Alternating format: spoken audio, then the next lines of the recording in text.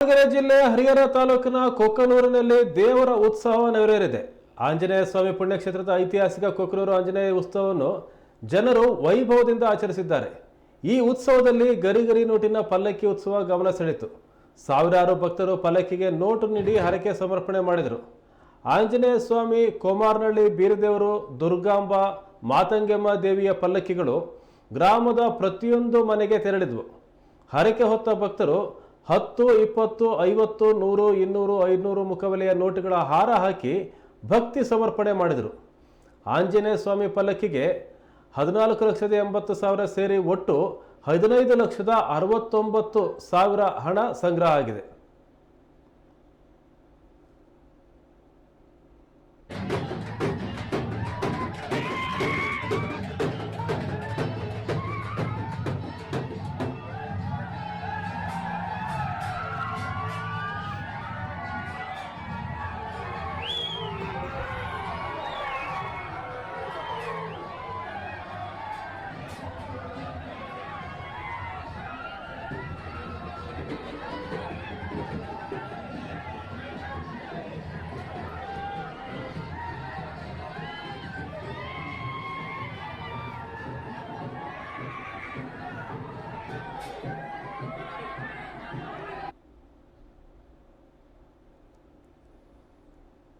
ಹರಿಹರ ತಾಲೂಕು ಕೊಕ್ಕನೂರಿನಲ್ಲಿ ನಡೆದಂಥ ದೇವರ ಉತ್ಸವ ಇದು.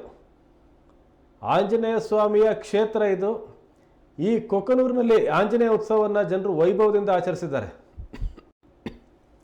ನೀವು ನೋಡ್ತಿರ್ಬೋದು ದೃಶ್ಯ, ನೋಟಿನ ಪಲ್ಲಕ್ಕಿ ಉತ್ಸವ ಎಲ್ಲರ ಗಮನ ಸೆಳೀತು. ಸಾವಿರಾರು ಭಕ್ತರು ಪಲ್ಲಕ್ಕಿಗೆ ನೋಟು ನೀಡಿ ಹರಕೆ ಸಮರ್ಪಣೆ ಮಾಡಿದರು.